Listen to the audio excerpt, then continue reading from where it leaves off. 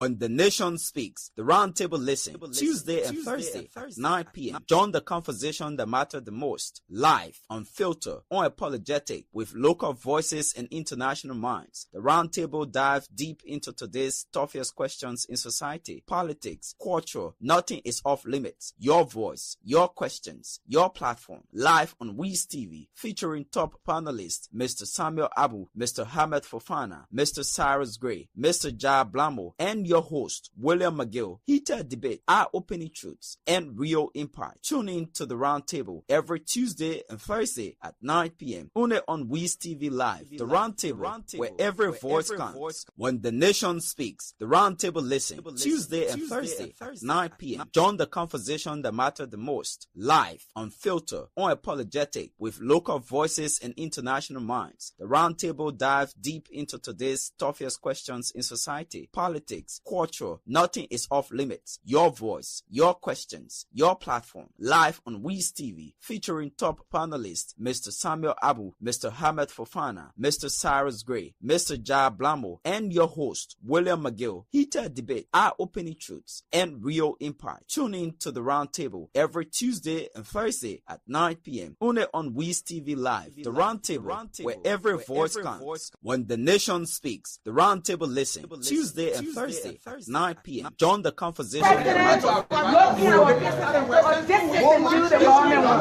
executive mansion is behind us. We can't do nothing. I know. The executive mansion, we the one put in there. We the one put in there. They got to do what the people say. I rest my case and I will speak that we address this formally. Sorry for the incident. A woman of 3 children. This is why I left it. Somebody came to the hospital. But the thing that we need to solve quickly is the issue of receiving petition. You know, primarily it becomes difficult for our police to react to anything if there's no petition formally written. So our urge to do our session starts by 12. Do official communication. Yeah, we're reading on the floor. At my friend, we have a soft copy. We're reading on the floor, and we make decision today on behalf of what you said. We made them hold everything, then they had a decision to make. They can hold all the concessions that we don't know about, and we run the floor, and then we'll make a decision today to determine the thing. So please, I beg you, don't try to get a written copy. One person can bring it back to me quickly. Nobody can go and do it quickly and bring it back to me. Let's go to the office. Okay, yeah. So you can do it and get to me, so I can be able to put on the floor immediately today. Because we want to have major issues on the floor. I want to Sarah again. We're going to the office. We see if we can find something to carry to the hospital. Sarah, my teeth, they all shaking my mouth. In my 40 years, my teeth are also be shaking my mouth. In my 40 years, I took care of myself, my teeth are also be shaking my mouth from police brutality. So, I don't go there.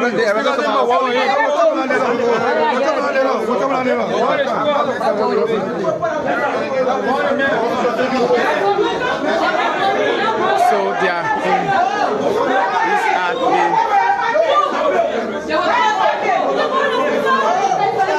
get it, John.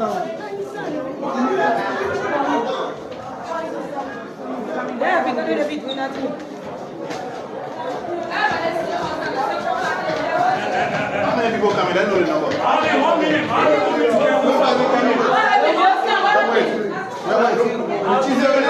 So they are on their way to the speaker office to present their petition. They are from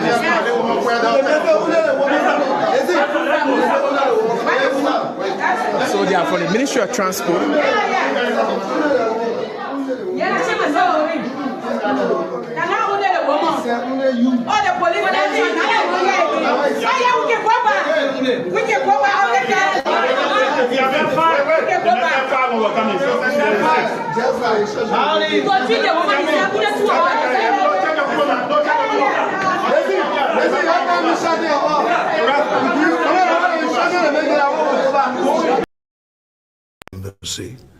Mr. President, we thank you for this opportunity to be here. Liberia is a longtime friend of the United States, and we believe in your policy of making America great again.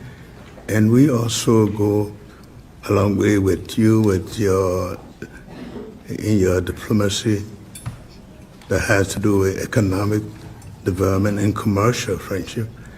Liberia has a lot of minerals, and one of the things we ask as good friends for a long time is the opportunity to do a survey of our minerals. And also we are committed to peace, and we've been very lucky within our region. We are a country that have had series of democratic elections, and our country has been cooling down. And also we want to encourage American involvement in the investment in Liberia. We'd like to see that happen. We want to work with the United States in peace and security within the region, because we are committed to that. And we just want to thank you so much for this opportunity. Well, thank you. And such good English, such beautiful. Where did you learn to speak so beautifully? Where were you educated? Where? Yes, sir. In Liberia. Yes, sir. Well, that's very interesting. It's beautiful English. Sure. I have people at this table can't speak nearly as well, Very and good, sir. Thank you. they come from. They give her the now they end the rescue the price of famine increasing. So nothing dropping. So but then why you voted for rescue? I voted for change. You're not seeing the change. But if you say you voted for change, doing job we are done, you was buying Buddha for sorry, don't cry. Sorry, don't cry, baby. I did the 40,000 trouble. I see people don't help me, don't take me for the trouble. I owe you the thing they say I fell on the back of it. I did trouble. I didn't go outside the thing. You got to put it on to me. You got credit on the back and then I'll buy it. You got a 10% increase. See then pay the 40. Why you the winner? So I said they help me. Okay.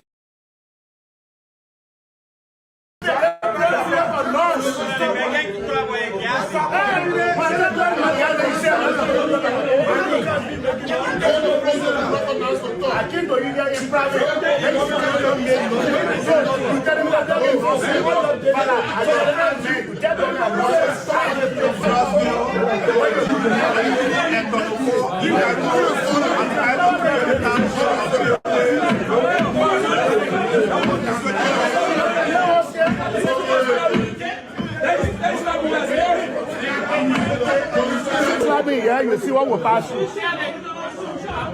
I said, they have session.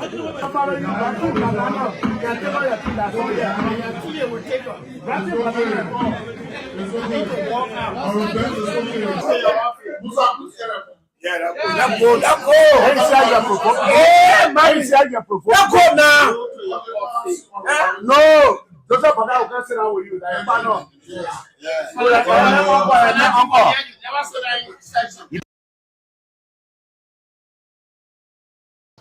Then where the problem can come from.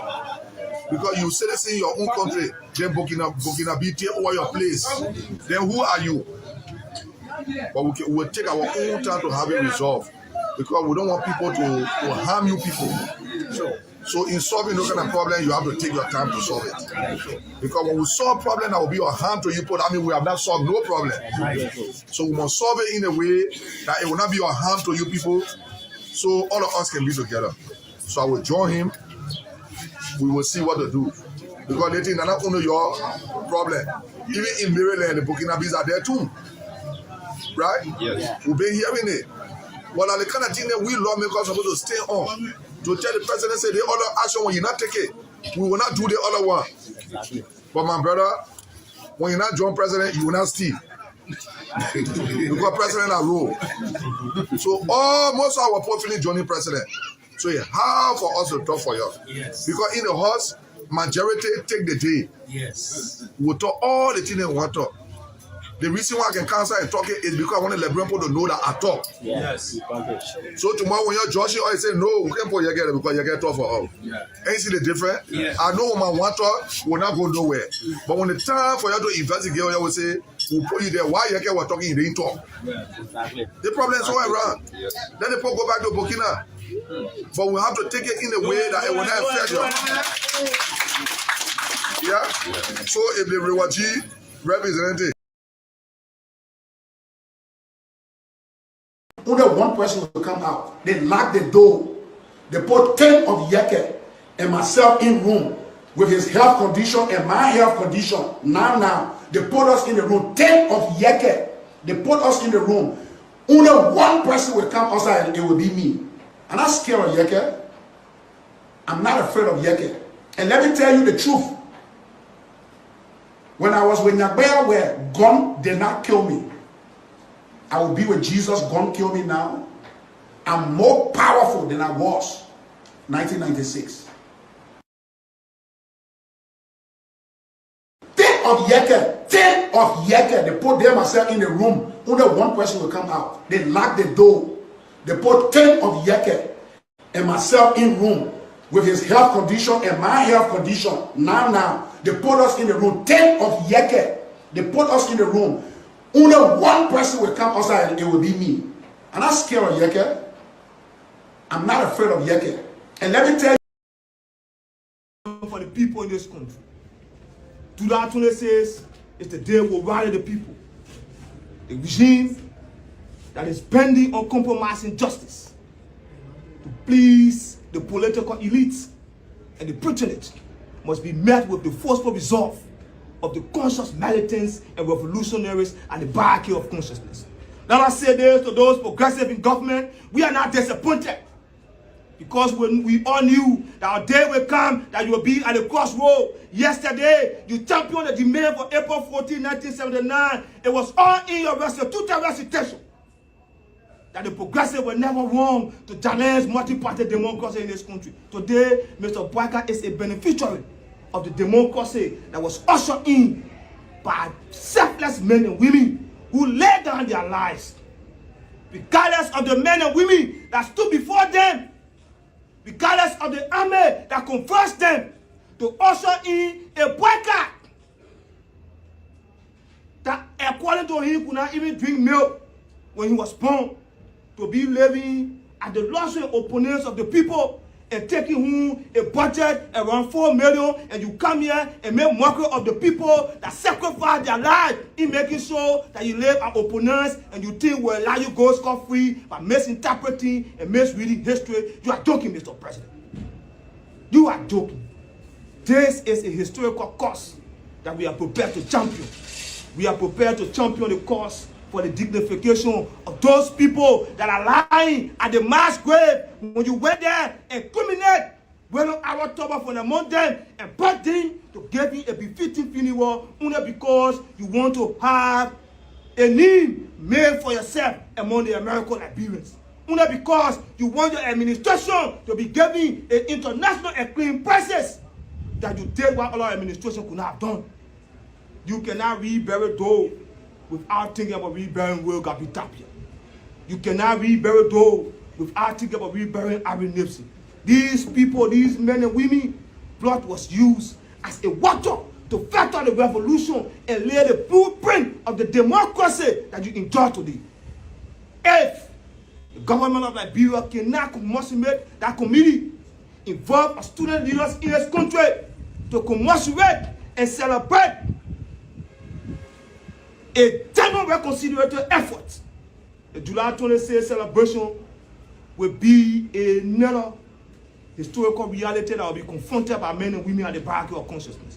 We are calling on all progressive forces and ideological movement in this country to see July 26th as a day to demand national reconciliation and national healing.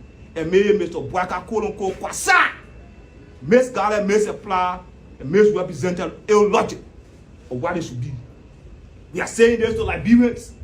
The need for reconciliation is not only given to president. We are saying this again. We hold no sympathy for Mr. Doe.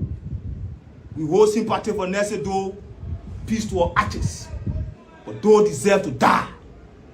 And if need be, if history repeats itself, he must be. He was killed for the fact that you can kill over 600 people, men and women, pastors and imams, babies, mothers and pregnant women, in a raid or massacre.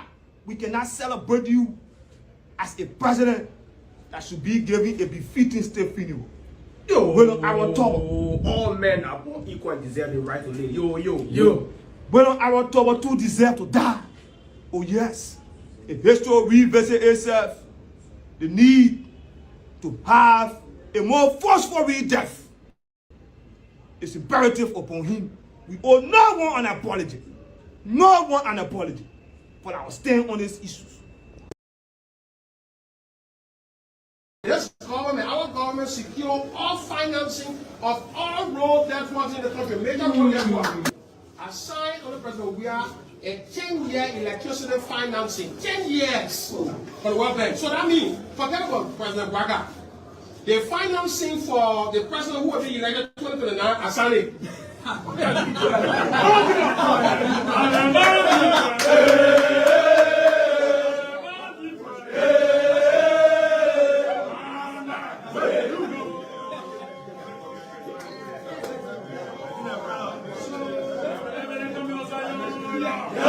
It's a 10-year financing. I signed the administration on the president.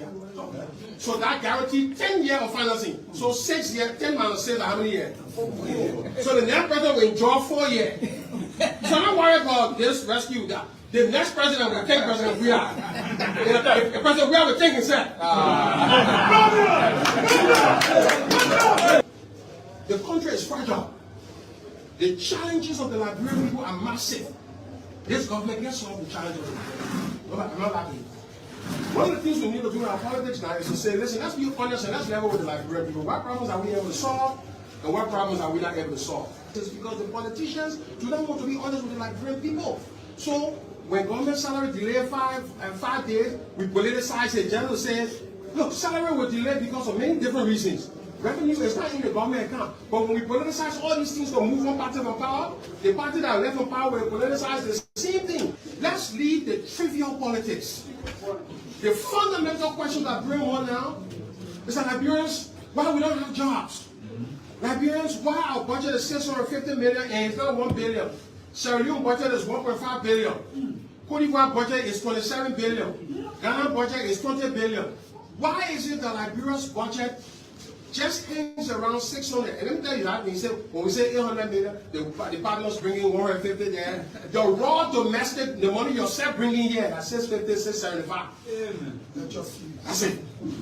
Government salary right now, the government's wage bill right now is bloated. The government wage bill is exploding beyond almost $340 million in the government. What? When you take $350 million from 600, what is left there? The debt you owe all international people plus domestic, CBL debt, I may get away, in fact, I'm telling you, CBL get away. As soon as your money comes, whether you get negative, they can CBL take it. When your money go there, because so CBL won't ask Minister of Finance whether to take the money.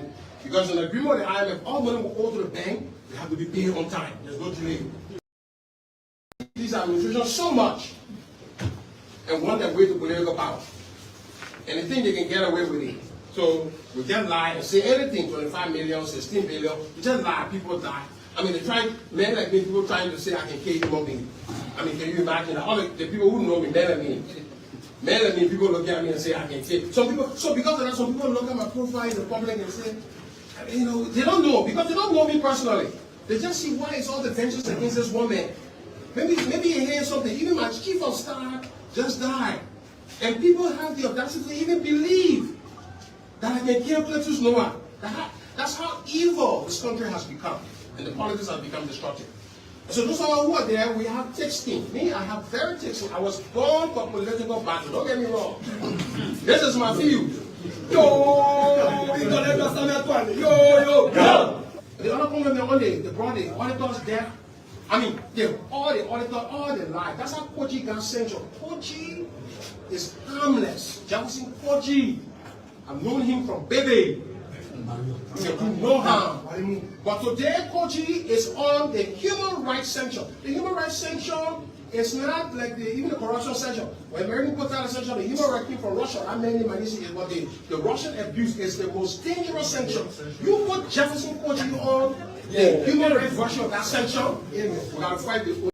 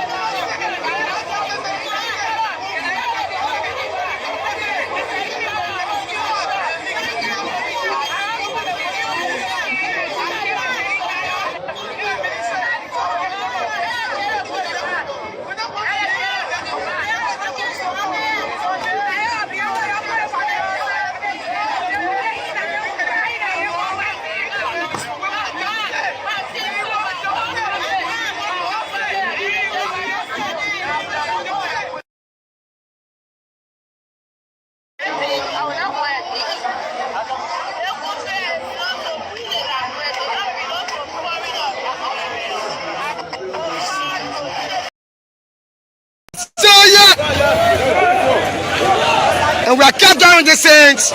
We are seeing a blockade that's been created at the executive mansion, the entrance way to where you have the old hookah lodge.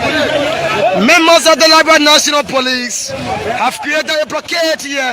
We don't know for what reason. There's not a protest. There's just a mobilization movement. But they've created a blockade. And this is just a manipulation. A manipulation of Judah 17 protestation. But see, the blockade has been created here. This group is going to capture Joseph Bwaga, which you don't know. But see there, and that's why we are taking our camera to them. And that's why we are taking our camera to them. Taking out the people about to capture Joseph Bwaga. I'm fighting against Sam Wilson. And these are the saints. And they're coming here in numbers. But they're just a manipulation.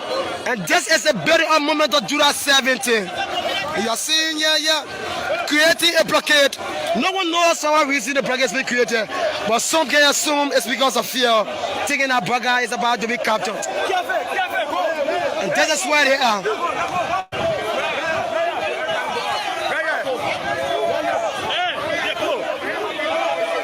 And this is where they are, getting themselves prepared. And these are towns where you can have the dramatized. Either you are creating AK.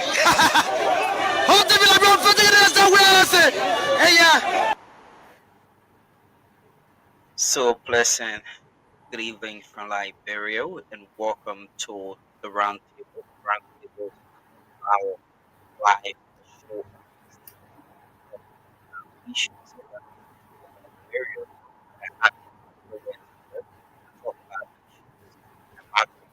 and we talk about issues that matter the most to our people and our country as a whole. So we like to say a pleasant good evening from Liberia. If you're watching also Liberia, we like to say good afternoon, good morning, wherever you're watching us from. Again, my name is William McGill. I'm your host, and I also have Mr. Samuel Abu. I'd like to say good evening from Liberia, Mr. Abu, and welcome to today's presentation. Thank you so much, Bill. How are you tonight? I hope everybody's out there doing their well. Um, it's been a very good afternoon for us here. We live in the city of brotherly love and sisterly affection, Philadelphia, and the area is very hot today. We are almost at 94 degrees, and everywhere is very hot. And we do the usual things. We stay indoor and try to remain hydrated. Drink more water as you're out there in the Philadelphia area. And as we see those in other parts of the U.S., today is a very hot day, and you please keep yourself very hydrated. And this is the roundtable, and we're going to be talking about issues that affect you, and we'll be going through a lot of things, discussing the most important ones. My name is Samuel Abu. Thank you so much, Mr. Abu. Thank you for coming on. So we'll basically run through with our discussion points. I've been informed that Mr. Siddiqui Fofana will also join us as one of the panelists for tonight's presentation. We're going to be looking at the president's visit to the U.S. and the engagement started on yesterday. We saw the president with the U.S. president and 4 other African leaders there at the White House carrying on discussions, which also continue on today. We're basically going to be looking at that. Can President Waka's U.S. visit drive real change for Liberia and the U.S., relationship we have with the U.S. as a whole, as a country? And we're also going to be looking at what President Donald Trump said to these Africans, president, talking about, America will no longer give free money and aid to any country. Instead, the U.S. is shifting its focus strictly on business, trade, and strategic partnership, emphasizing deals that benefit America first. We're also going to be looking at, the nationwide transition of driver license and vehicle registration responsibilities from the Liberia National Police to the Liberia Traffic Management Agency, LTM. We're also going to be looking at the current situation today. We saw at the Ministry of Transport, where several of their employees or workers, contractors as well, were out there staging protests, very, very serious protests. We're also going to be looking at that. What's the reason behind their protests? And we're going to talk more about that. So we like to say, again, stay with us, share this live podcast with your friends, your families, as well, as we definitely run through these topic on the discussion. So let's take this video, Mr. Abu, and when we get back, then we can dive into our talking points tonight. Thank you.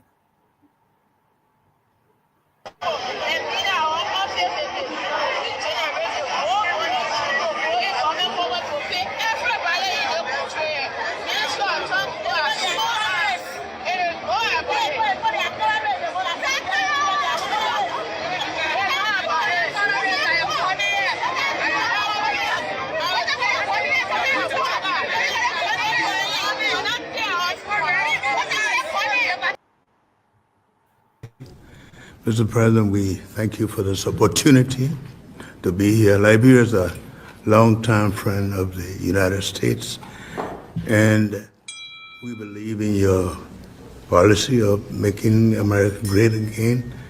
And we also go a long way with you in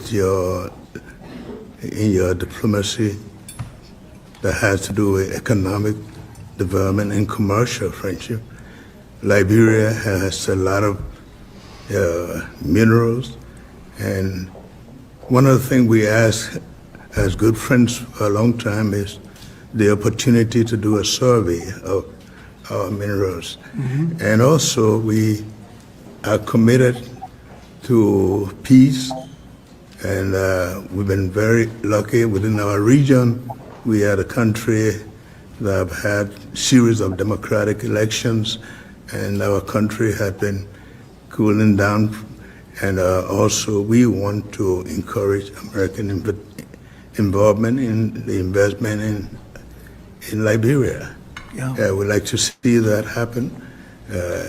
We want to work with the United States in peace and security within the region, because we are committed to that.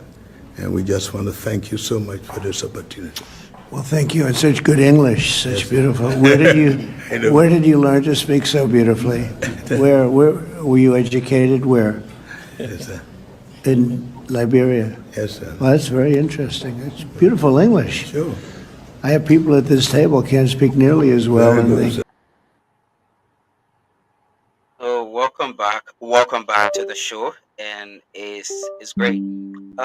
On yesterday we saw that the engagement with U.S. President Donald Trump started with African leaders that were invited at the White House to carry on this engagement, strengthening their relationship with the United States of America. And we saw 4 other presidents, along with Liberia's very own President Joseph Boakai, in that meeting. And they carry on a lot of discussions talking about strengthening the security in Africa as a whole, peace and other developmental initiatives.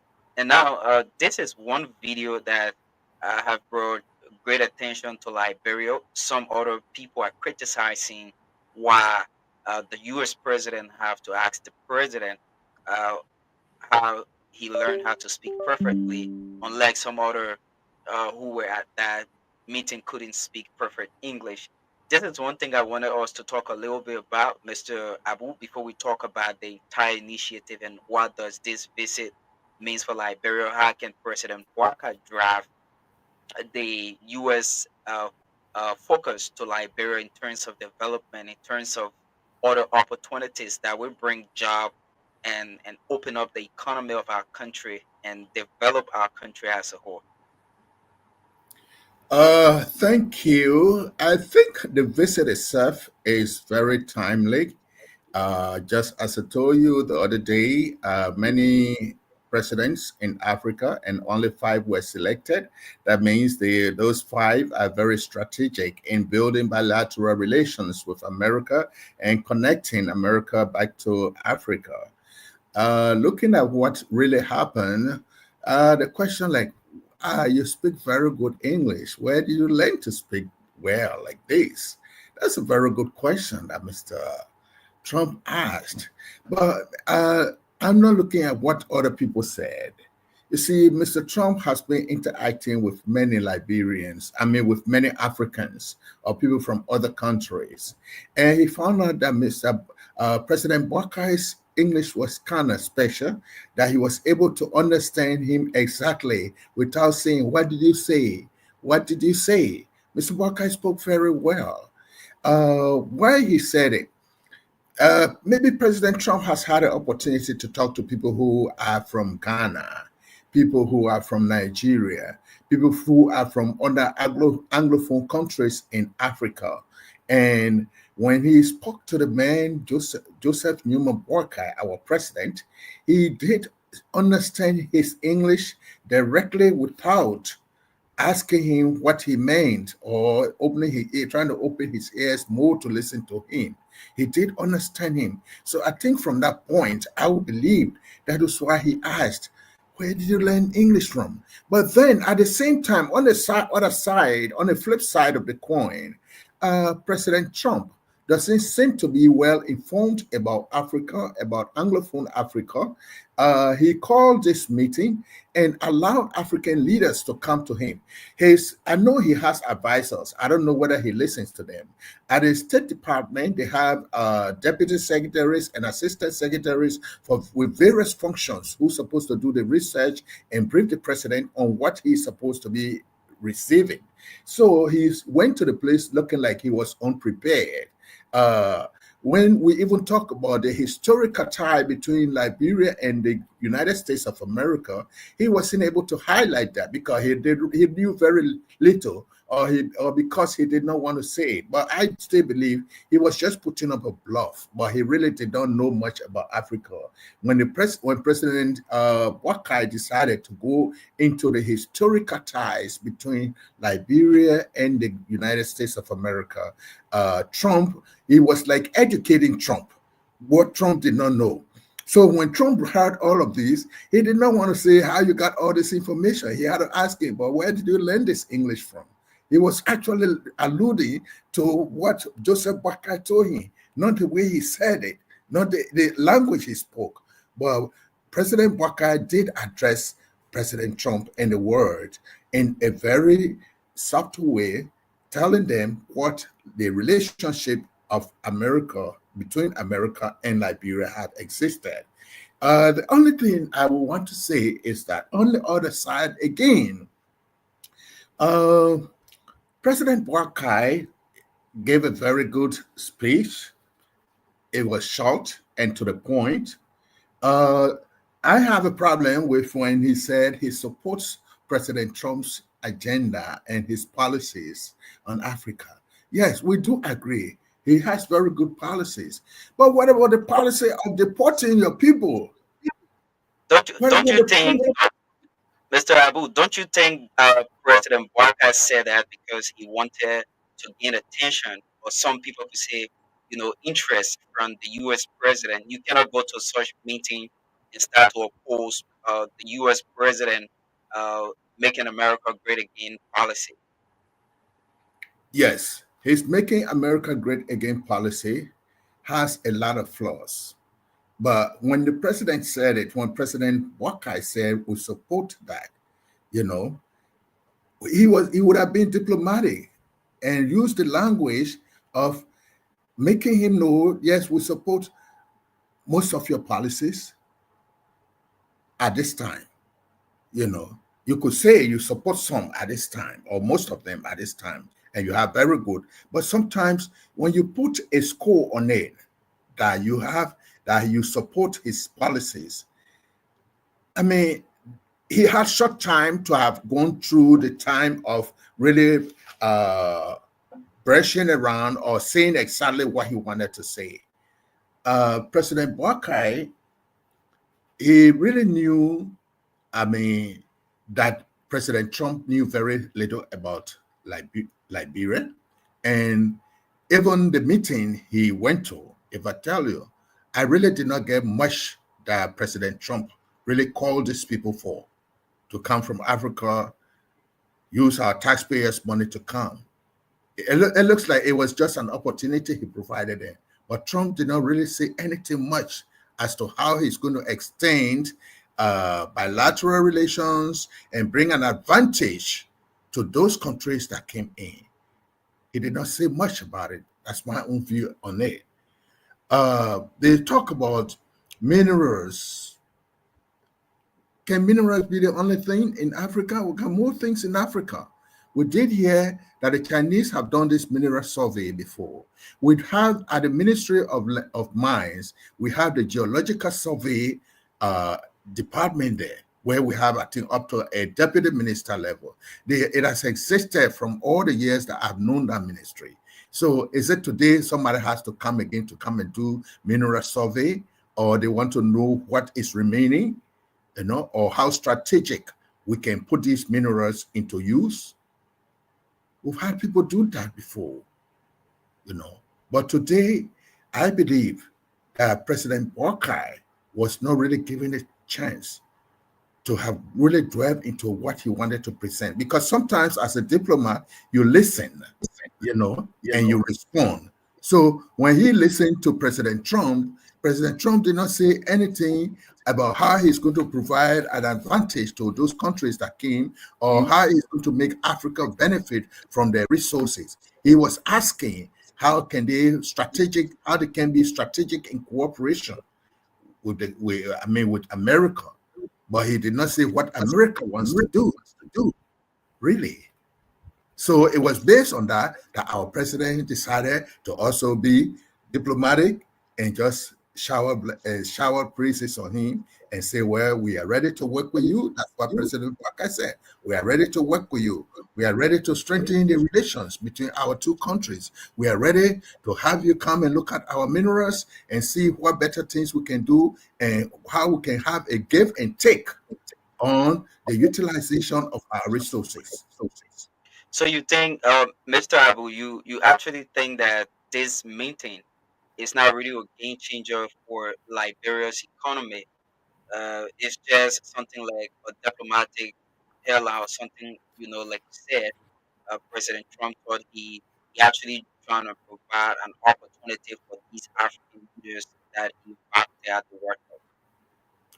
What this meeting presented, you may call it a game changer, but this is just a beginning of discussions on how we can work on one another. Because a lot of things have started changing at the international level. Okay, you see, there are countries in Africa, let's say Burkina Faso, they have started utilizing I'm having a feedback. They have started having something they call turning their resources into finished products or adding values to their products, their produce that they have there. Now, when they have started doing it, the West is getting a little scared. So therefore, they call other people to see whether you are still going to give us your own or you're going to be like the other man who has started doing his thing or the other countries who are doing this. So President Walker was very strategic in his speech that he gave to them. He tries to tell them, well, we have all these, our doors are open and we are ready to work with you. You know, whatever you tell us, we are ready to work. We have our resources. You can come in with what you say. If we see a fit and we see how profitable and advantageous it will be to our country, we are ready to work with you. But really, President Trump thought he was just bringing presidents to come and just do a charade. So his speech was really not very definite on what he wants America to do, or what America is going to do for Liberia specifically. Do you actually think that this meeting will bring opportunities, job opportunities for Liberians, or it's just something that we just after this you can see any tangibles that people can point out too? Yeah, it's going to bring a lot of, it will bring some jobs, it will bring some changes in the way we deal with America this time. They told us that everything President Trump said, that it's not going to be all about aid, you know, bringing in money to credit all grant aids and grants. But then they are expecting that in future, how can we work together so that you'll not be coming to us for aid? And then it is now left with us as a country to say, well, we're not going to come to you for aid, provided you allow us the opportunity to turn our minerals into finished products and you come and buy it from us, or we sell it to you. Where there is this AGOA, which is supposed to be expiring by September, where they can renew it to make sure that goods that are produced in various African countries can come and compete on the American market. So now if our goods are going to be competing on the American market, that is going to produce jobs for our people, because a lot of our produce that get spoiled, the mangoes, the cucumbers, the tomatoes are spoiled, the cashew, all of these can be turned into finished products and be sold on the American market. And that brings a good advantage to us at this time. That I could say that. Okay, so let's drive a little bit to where the president talk about America is not giving President Trump talk about America is not going to give free money anymore, like donor funds to countries. Instead, they're definitely going to be shifting their focus strictly on business, trade, strategic partnership, especially deals that would benefit America. Do you actually think this is something welcoming for African nations, especially the five African leaders that were invited uh, to the White House for the meeting with President Trump? That is also an arm twisting strategy. We will do partnership. HBX has come in. HBX is going to bring the money in, but at the same time, they may be sending people in to go to work for HBX, and they are going to be located in Liberia. Now, where Liberia comes in is to make sure that those people that they are sending there to work on HBX, the Ministry of Labor must make sure that they have the same, that we have people in Liberia who have the same qualifications, and they must be paid the same rate as those people that they will take from here, as that they will call experts. Okay, because most of the time it will be engineering people. You're not going to take a driver from here to take him there and give him a different title. We have to also monitor them. So that could be what I will refer to as a partnership. Now, when you bring somebody in to do business with us, then you bring somebody to come, and that person, you're going to pay the person high, and we have people here, we have people in our country who can work and do the same work, and we feel that we are going to pay them more. But we should also be strategic in our arrangement on all of these in the partnership. We shouldn't let them untwist us in the partnership discussions, especially in terms of economic and in our economic cooperation. Okay, thank you so much, Mr. Abu. And basically, the president will be returning back to Liberia after his engagement with the U.S. president. What do you expect in terms of any speech that will be delivered, or in terms of any release coming out from the president's office? What else do you expect for the president to tell the Liberia? One good thing is that the president's interaction, the open interaction with President Trump, was on the social media. It was in the world press. Everybody saw it. So we would not expect the president to come and talk more about it. What the president is going to tell you is the details of the discussions that he will have with the various we call them secretaries of state, the deputy secretary of state. I even understand that he met with the deputy secretary of state where they talk about deepening economic and strategic cooperation.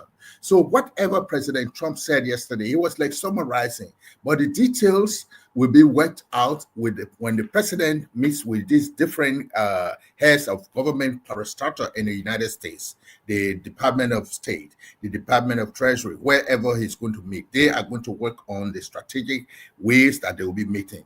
Now, as the president goes home, there are ministries, there are line ministries that will have a specific assignment to deal with some of these secretaries here, and they will go to work on papers. Now, what is going to come out of those meetings with the different deputy secretaries and assistant secretaries, it is what will be in the president's presentation to Liberia, because those are closed-door meetings. They were not on camera, because for the other ones with the president, everybody has already seen it. We are all dwelling into it, and we are giving our opinions on it and interpreting it our own way.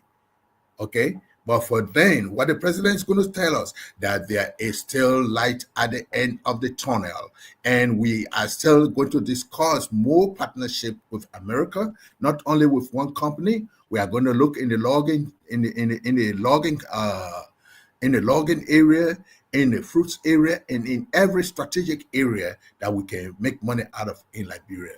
But what we want to do more, I think what the president is more interested in is development and promoting the arrest agenda. In fact, in Philadelphia yesterday, there was a meeting on trade and commerce, and there were a lot of people who came there that are willing to provide training for Liberian technicians, for Liberian technocrats in different fields, in agriculture, in different technological areas. I attended that meeting. I think we carried it live yesterday. If you saw it, those are some of the strategic plans that we have. Okay, thank you so much. Let's just run through with this coming in from the executive function from President Waka. One of President Waka's meeting with Deputy Secretary of State, Christopher Landu. It says President Joseph Yuma Boakai Sr. yesterday held a high-level meeting with United States Deputy Secretary of State Christopher Landu in Washington, D.C. as part of ongoing efforts to strengthen bilateral relations and expand economic cooperation between Liberia and the United States. This engagement follows President Barker's successful participation in the U.S. Africa Leaders Summit held at the White House, where he joined four other African heads of states for strategic discussions with President Donald Trump. He submitted the summit reaffirmed Liberia's role as a valued partner to the United States and set the stage for follow-up bilateral meetings focused on investment, development, and security cooperation. During the meeting, President Joseph Boakai, Deputy Secretary of State, Landu discussed practical avenues to expand U.S. Liberian partnership in the mining sector, small business development, and other key areas of private enterprise. Both leaders emphasized the importance of increasing private sector investment as a driver of inclusive growth and job creation in Liberia. U.S. Deputy Secretary of State Christopher commended Liberia's commitment to economic reform, and lauded the recent signing of the Concession and Access Agreement (CAA) with Ivanhoe Liberia Limited, which ensures multi-users access to Liberia's Vector Rail Corridor. He recognized the agreement as a pivotal step towards improving infrastructure and facilitating long-term economic growth that benefit both countries.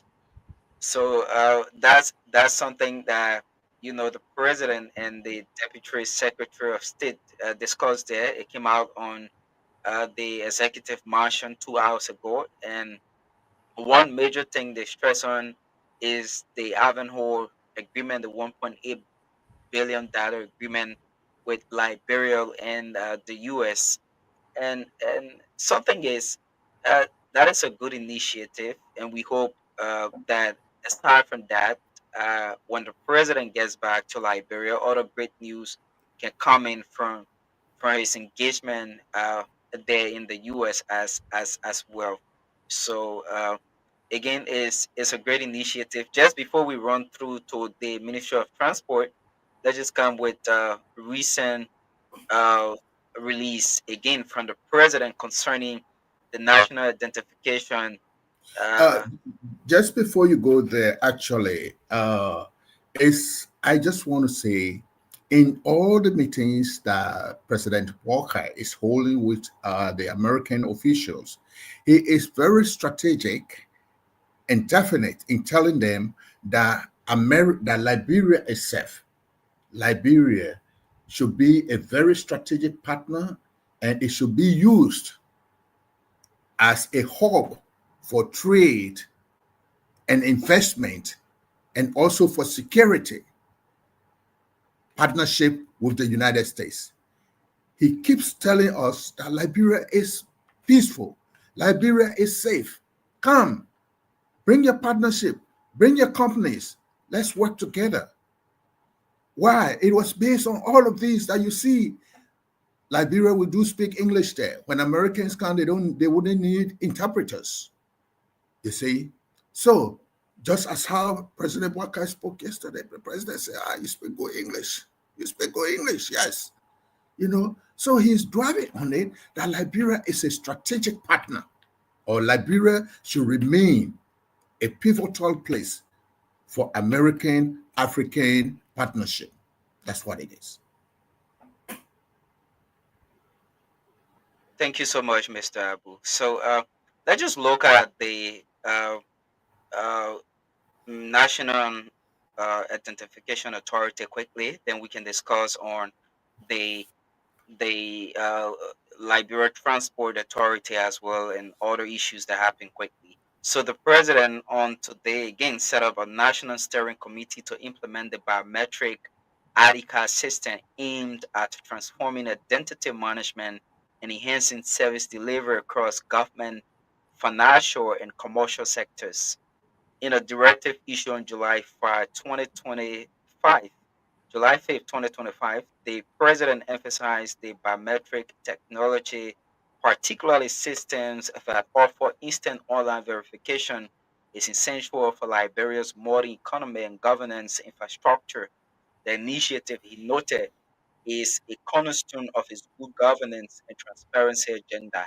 The technology will strengthen national security, improve the integrity of voters' registration, and enable secure, efficient access to public services, President Waka stated.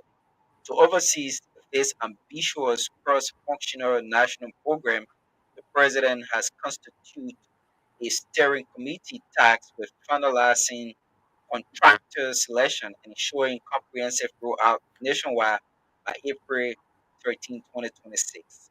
The steering committee includes Honorable Samuel K. Woods, National Security Advisor, Mr. Chairman, Ministry of Internal Affairs member, Ministry of Foreign Affairs member, Ministry of Post Telecommunications member, Liberia Telecommunications Authority member, National Identification Registry member, Central Bank of Liberia member, National Election Commission member, Office of the Senior Economic Advisor member, President's Delivery Unit, Ministry of State member.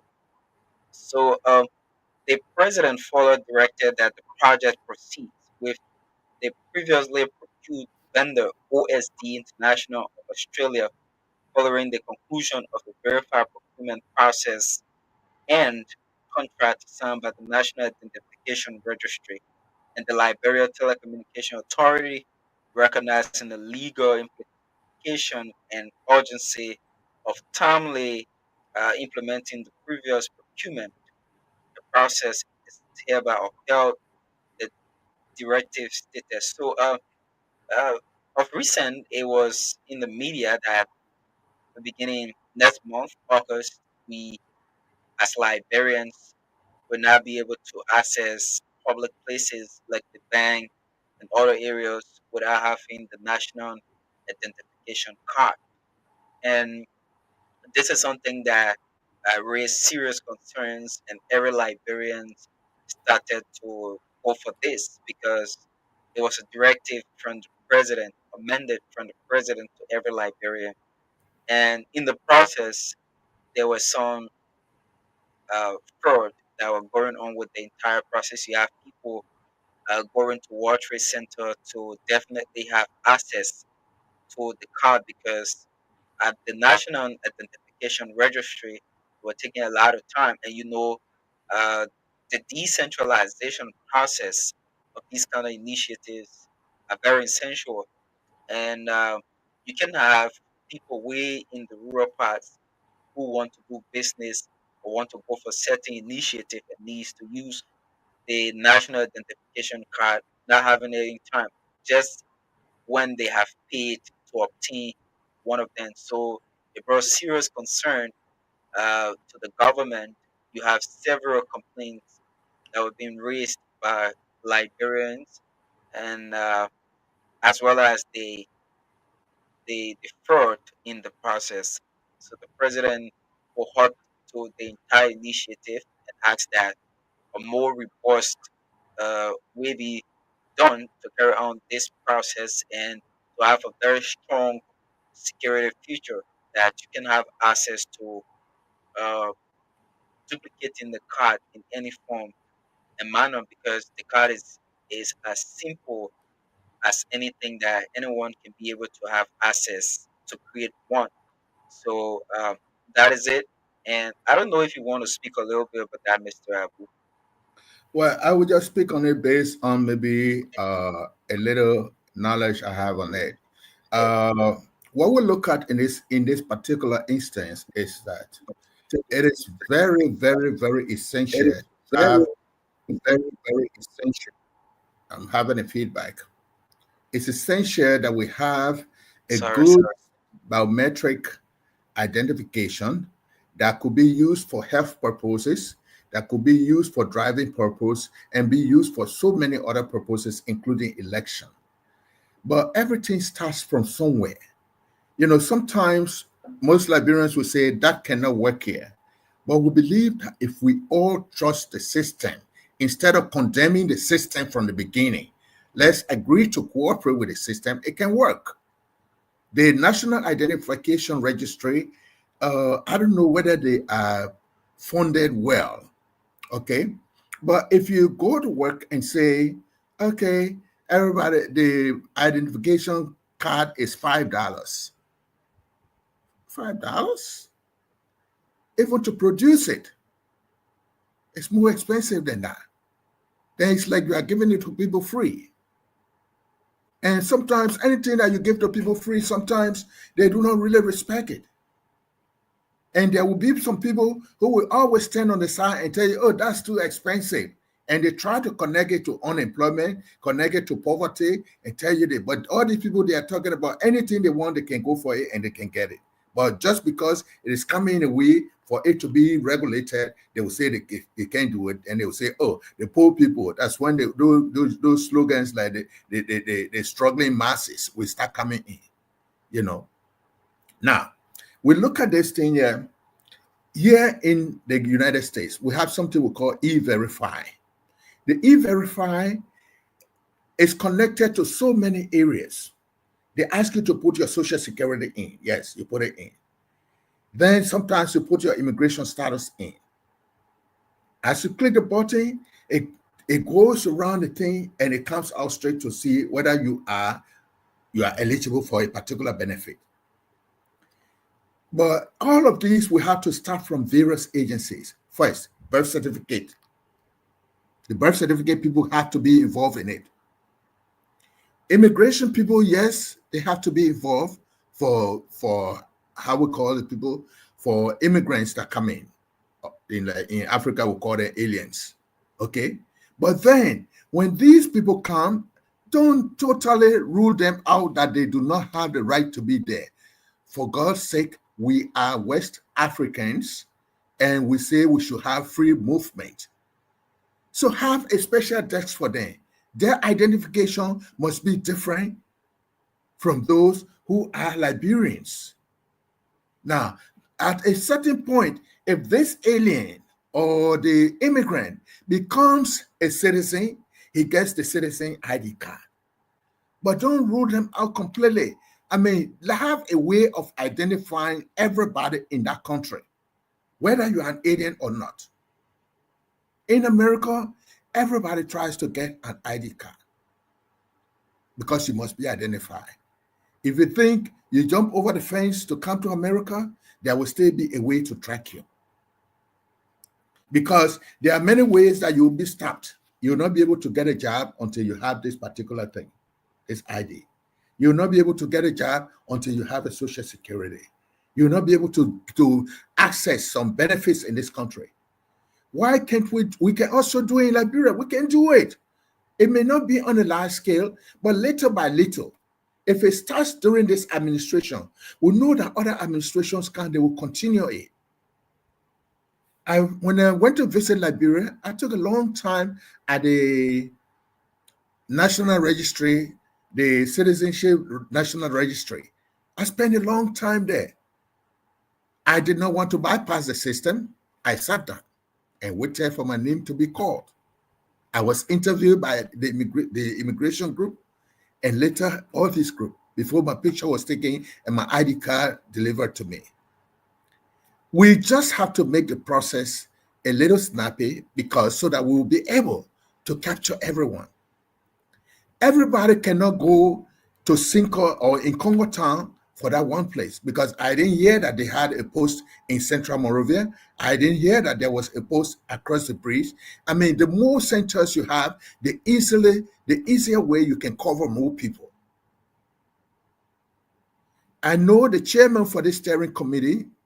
He's a security expert. He will know a lot of things to do. He's a human rights advocate.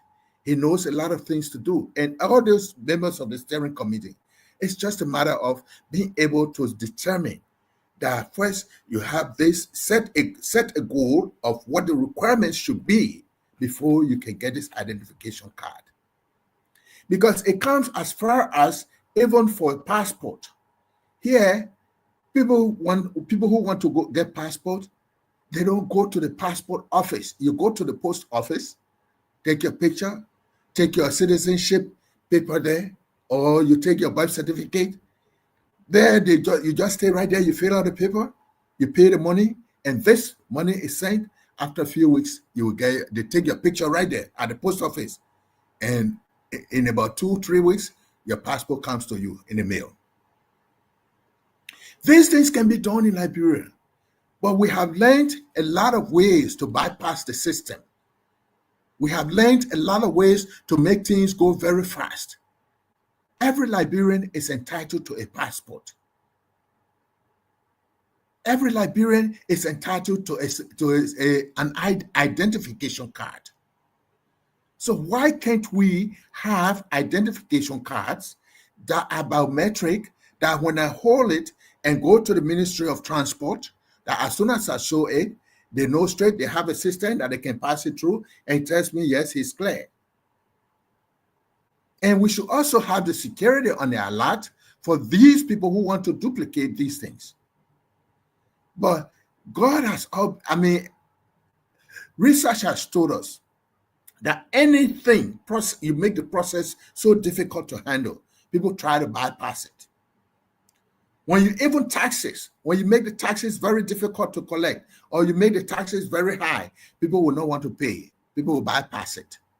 And they will still want to get a benefit that taxpayers are getting.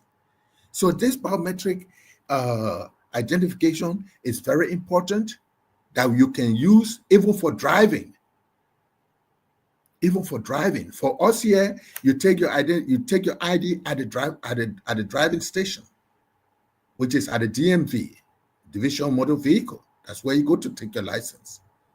When you go there, the first station, you tell them what you went for. They give you the paper. If you went for only this ID card, they give it to you. If you went for this, you fill out the form. They call you for an interview. The interview you're going for is to present all of your papers to justify the benefit you came for. When you have done it, they give you a paper and tell you to sit down. You sit and wait. Then they call you to go take your ID card. They take your picture. They take your picture. You sit down right there. After 5 or 10 minutes, they call your name to go sign for your ID card. It becomes very easy that these people are dealing with hundreds of people. I saw it recently in America. There is a new ID card that they brought in where they said it's going to be the only ID card that can allow you to travel by air. This ID card, they have been talking about it for the past 5 years. But what they made it expensive. It's more expensive than the regular ID card. So most people are not taking it. They will take the regular ID card and keep renewing. But when they set the date, May 7, 2025 is the deadline. Whether you have the old ID card that is not expired yet in Pennsylvania, and you want to go for the new ID card, you have to pay $61. $30 for the old one, and another $30 for the one they call the real ID. The real ID is just the same ID, but they put a star on it, which is a special biometric feature that by the time they put it in TSA data, it clears you. So we can do the same thing in Liberia. We shouldn't be afraid. It can work. It can work. We cannot always say that this cannot work. We have the technicians there. We have the IT specialists. But some of these things need to be outsourced or to be given to be given as contracts to people who have expert in it. Not anybody who is a businessman comes and take this. They must have a track record of doing identification cards. Not a track record of people who are doing ID card for church, ID card for school, ID card for this. No, it must have a special feature on it. That even the Thank you so much, Mr. immigration man, when he sees it, he will know straight that you are a citizen. He will not ask you too many questions. But I think we have to take this as a very good venture. This is the beginning. Let's cooperate and let's allow this steering committee to work. And I think they will do a very good work. Thank you so much, Mr. Abu. Thank you so much. Okay, let's quickly look at today's situation at the Ministry of Transport, where uh, unconfirmed report has been alleged by these workers that you know the Ministry of Transport wants to allegedly give printing license to how you call it, to Lebanese. Yeah, also Yeah, send it to Lebanese. another company to work on it. Yeah. And the Yeah. government would get 30% share of of whatever revenue that will be generated from the process. And this was actually a chaotic situation today, and we saw a huge protest at the Ministry of Transport, and it was not easy. But let me just play this clip a little bit, and then we can. They even had to go and meet with the speaker as a whole. And lesson play. We will be there. We will be there. President looking at our business and do the government one. The executive mansion is behind us. We can't do nothing. I know the executive mansion, we the one put them there. We the one put them there. They got to do what the people say. I rest my case, Honorable Speaker, that we address this formally. Sorry for the incident. A woman of 3 children. This is my left with. Somebody came to the hospital. But the thing that we need to solve quickly is the issue of receiving petition. You know, normally it becomes difficult for our police to react to anything if there's no petition formally written. So I urge you to do our session starts by 12.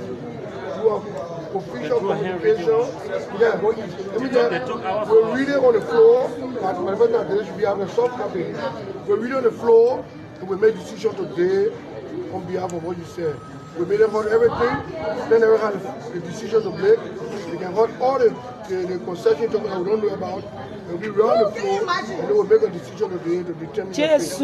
So please, I beg you, don't try to get a written copy. One person can bring it back to me quickly. Somebody can go do it quickly and bring it back to me. Let's go to Dosi office. Okay, yeah. So you can do it and get to me, so I can be able to put on the floor immediately today. Because we have a major issue on the floor. I'm going to sorry again. We're going to the office. We see if we can find something to carry to the hospital. Sorry.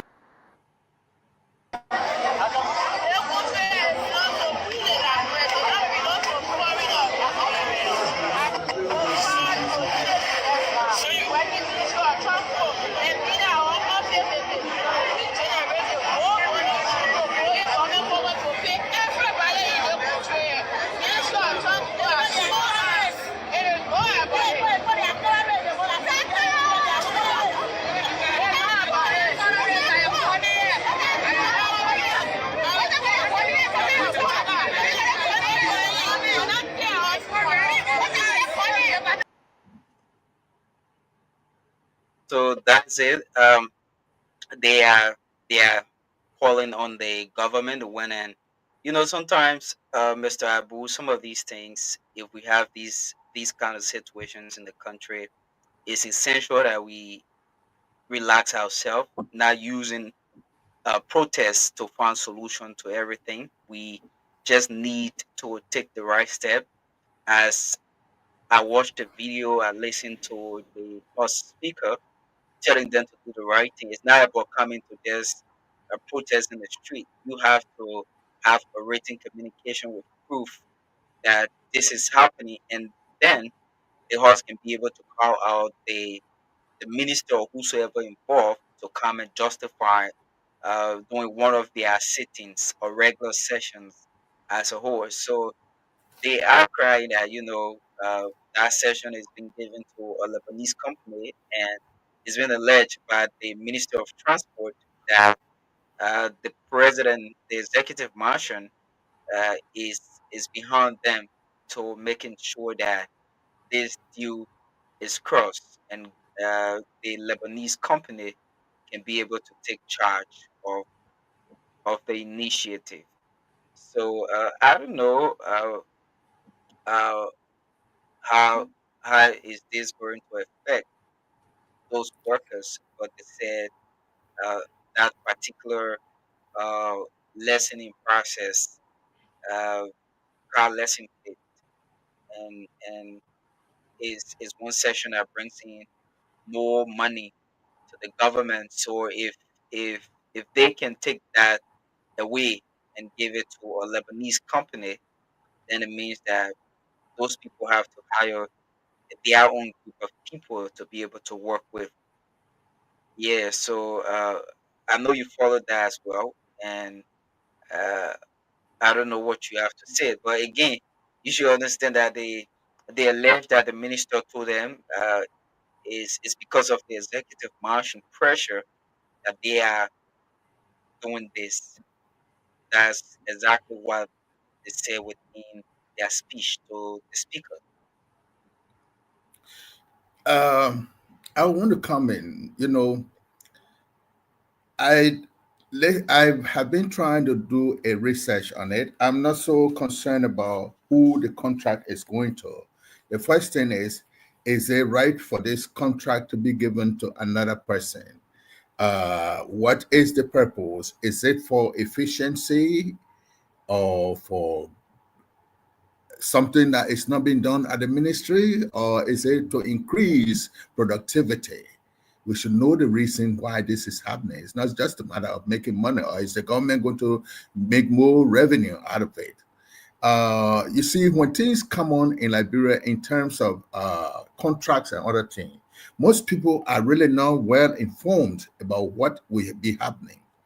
We do agree when companies come in, they meet people, then someone will say, oh, this person has interest in it, this is why it is working, or this person has interest in it, this is why it is working.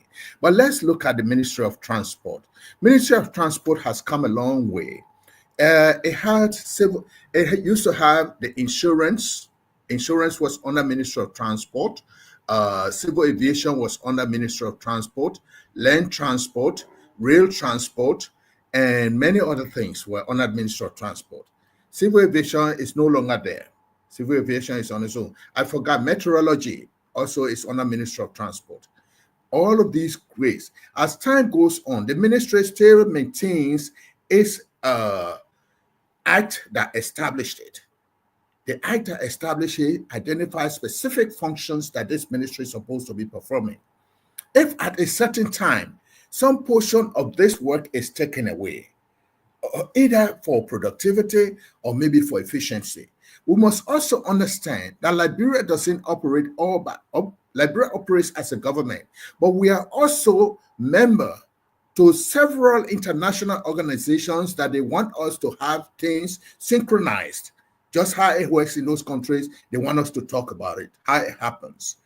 Even the biometric thing is because they want us to be on par with other countries, with other things that we are, other organizations that we are part of, so that we'll know we'll all be speaking with the same thing.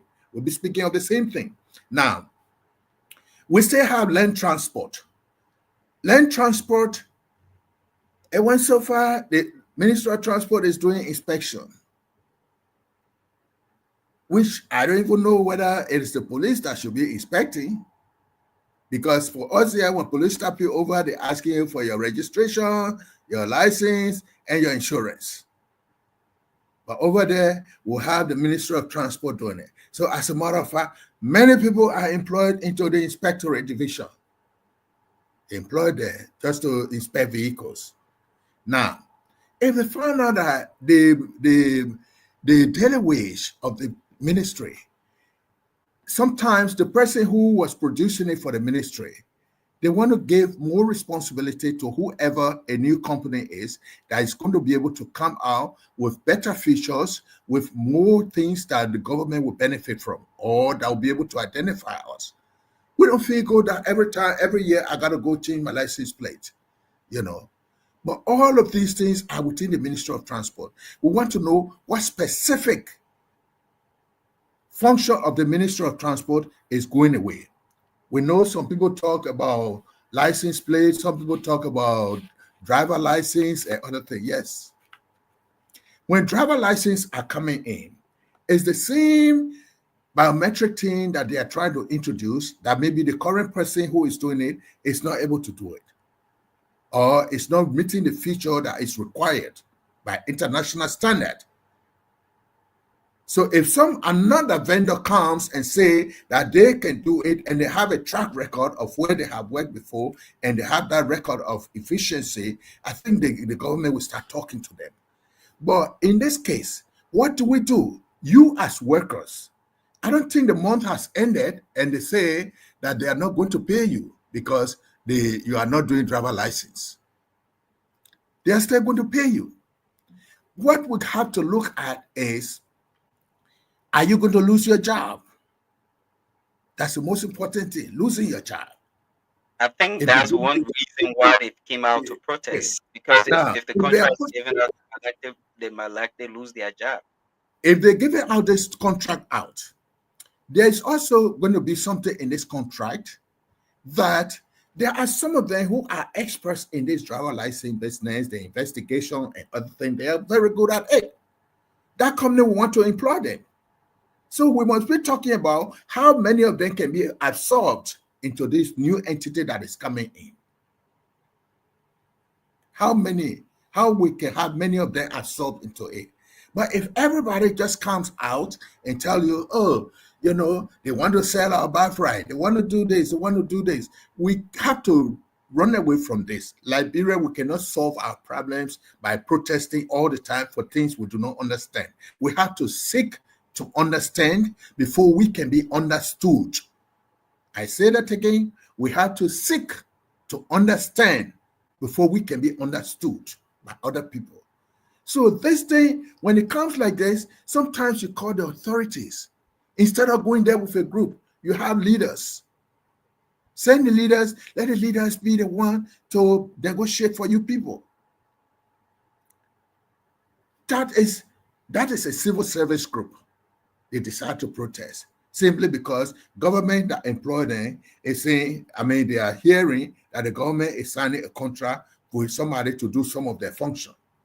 I don't think taking that function away from them is going to close the ministry. I don't think so. Government is very conversant. Government is tackling the issue of unemployment. They wouldn't just redundant people like that in the government. You see? So it's a matter of understanding what really is.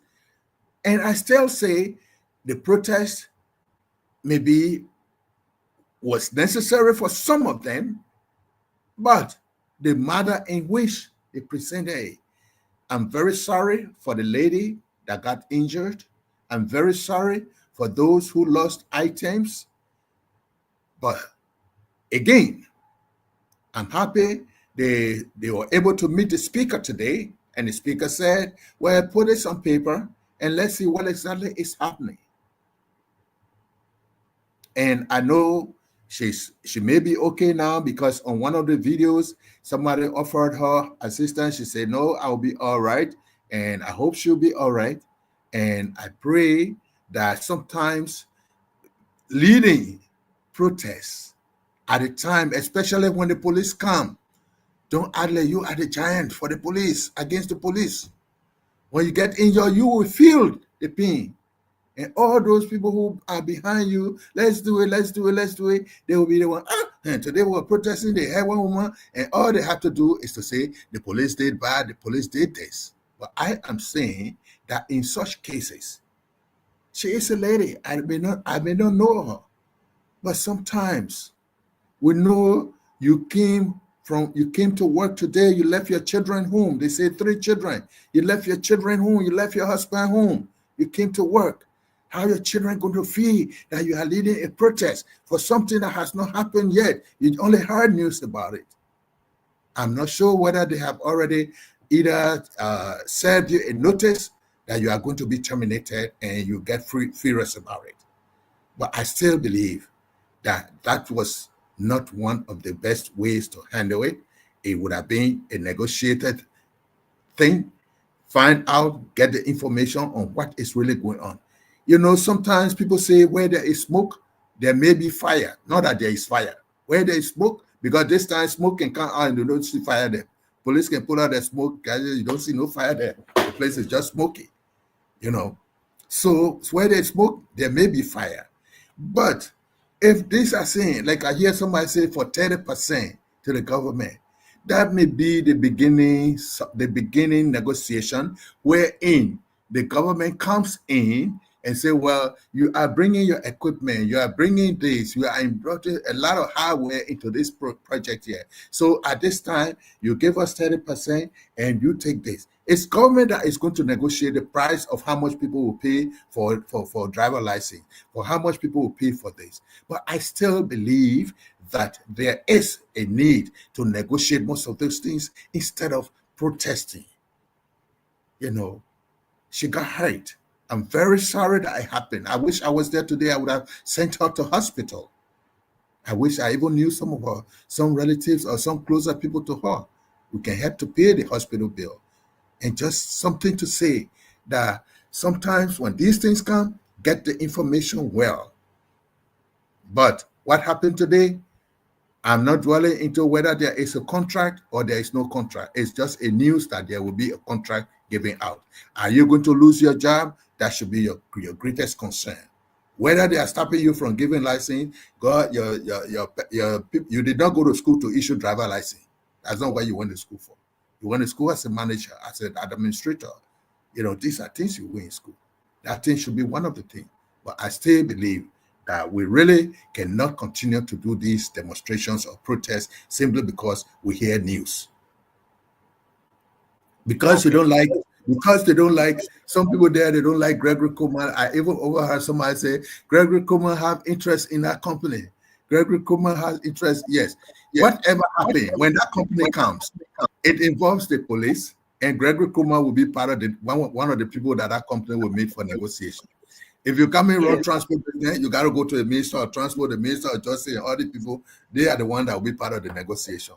So maybe they saw him with them. So they say, it was with the Liberia traffic management team, and they are preparing a full control of that team to take full control of lessons and car documentations. So he was saying with the team, and they had several other things that were done as they prepared to take full charge of the transport sector in the country, you know.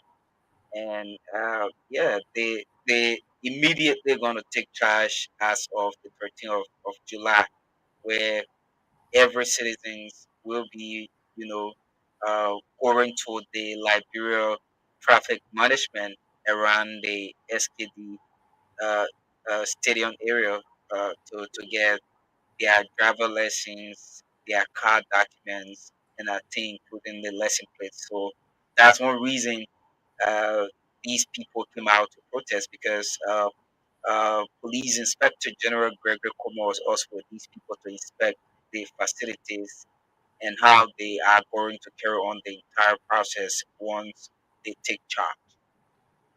You see, well, this driver license business, it used to be at the police station. When governments come in, ministers come in, they go back to the act that established it, and they try to infuse into it to say that they are the one by right, they should be the one responsible for this. You see, this is how it happens. So I don't know at what time, I think it was during Madam Salif's government, that it was moved from the police, it went down to the Ministry of Transport. You know, the same way when vehicles are, when people import vehicles in Liberia, then when the vehicles arrive in Liberia, some people go put the license plate on it and move it. But there is a law that says that every vehicle, before you move your vehicle, you should have it insured. So able to move the vehicles from the free port to your place that you're going to sell it, you should put a temporary insurance on it, because it may affect somebody's car and you do not have any insurance.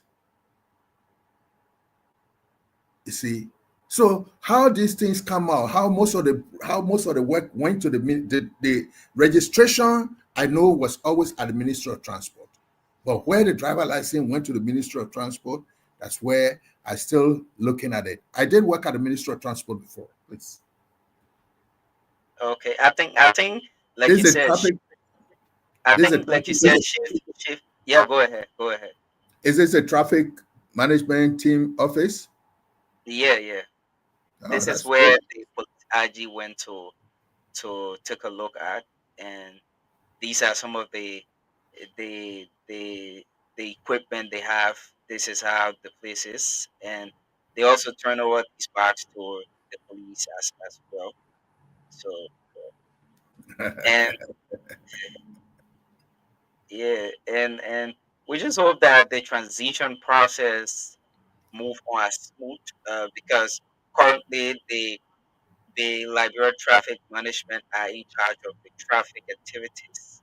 So I think if they are in charge of traffic activities, they thought it wise to give them full control of the documentation process, because if the tow truck is towing your car and you should have all these documents, they should be able to verify that yes, the documents came directly from their office, and they can be able to let you fly the street freely, because they are towing vehicles around town that uh, are now licensed or having their documents as well. So I think that's one reason the government thought it wise to give these people full control over the traffic management, and the Ministry of Traffic and run other duties as to how the situation I saw. Let me just come up quickly before we try to conclude. Let me come up with this. This is what the Ministry of Transport do. The Ministry of Transport new facilitate driving testing to make sure drivers are qualified to drive on our roads before they are licensed. They will carry on car inspection, make sure that these vehicles uh, exist and is road worthy before registration. That would be their new rule.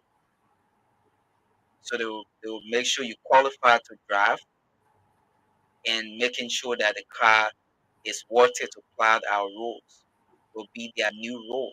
And then the traffic management team now will take charge of the registration process. I'm told they are also going to be installing CCTV cameras for streets to help with the situation of managing the traffic. They have food trucks, and they also built a state of the art center, and they have jeeps, they have motorcycles and everything that are ready to carry on this process smoothly.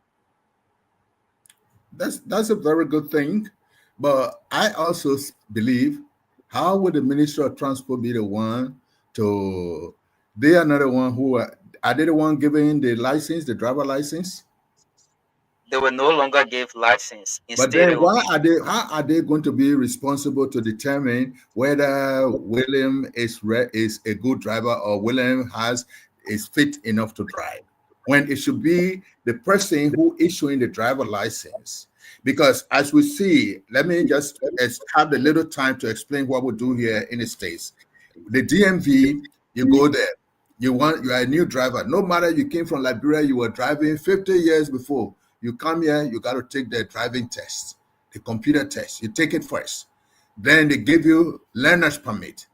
You get a learner's permit, it can allow you to drive a car, but there must be a licensed driver sitting by you. You cannot be in a car alone. When you are pulled over, you can go away, but when you are pulled over, it's trouble for you.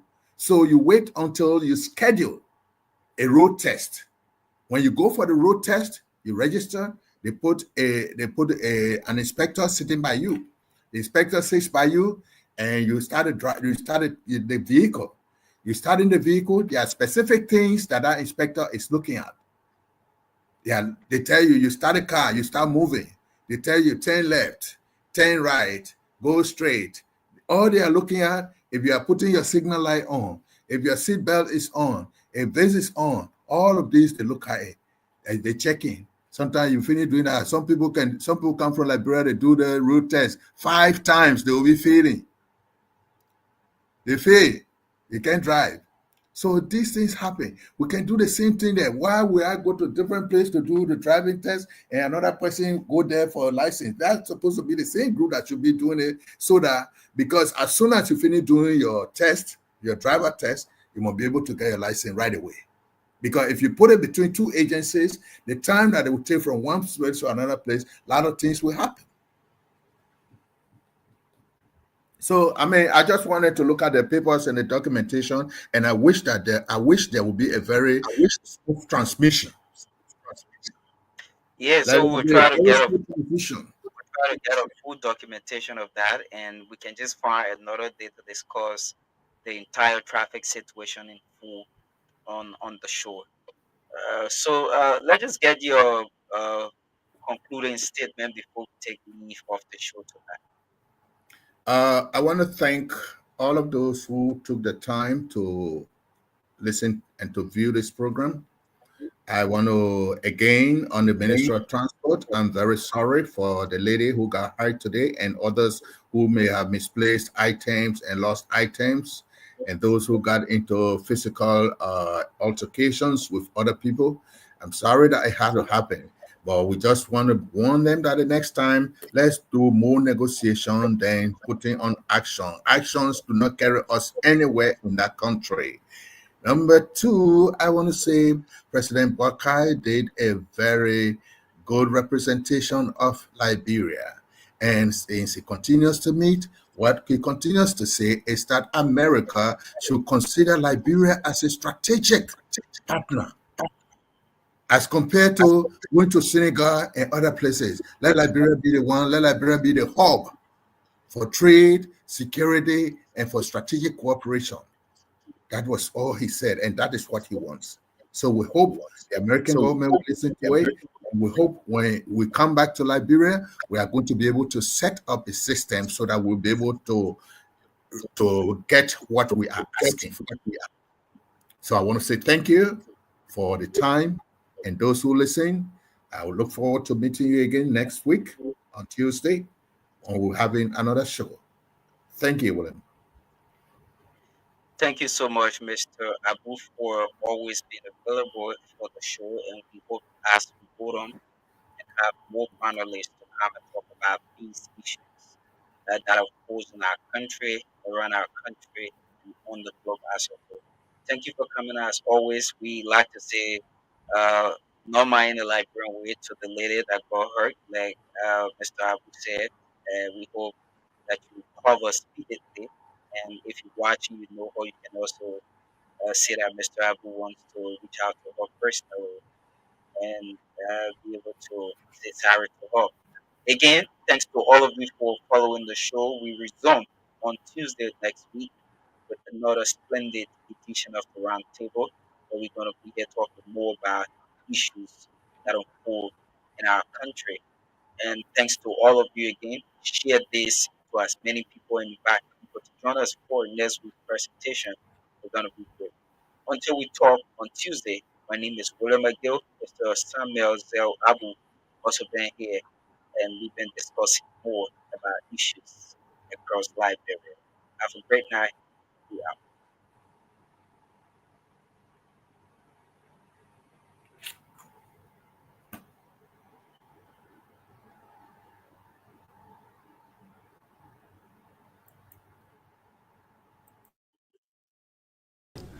Mr. President, we thank you for this opportunity to be here. Liberia is a longtime friend of the United States, and we believe in your policy of making America great again. And we also go a long way with you in your diplomacy that has to do with economic development. With local voices and international minds, the Roundtable dive deep into today's toughest questions in society, politics, culture. Nothing is off limits. Your voice, your questions, your platform. Live on Wiz TV, featuring top panelists Mr. Samuel Abu, Mr. Hamed Fofana, Mr. Cyrus Gray, Mr. Jai Blamo, and your host, William McGill. Heated debate, eye-opening truths, and real impact. Tune in to the Roundtable every every Tuesday and Thursday at 9 p.m. only on Wiz TV Live, the Roundtable, where every voice counts. When the nation speaks, the Roundtable listens.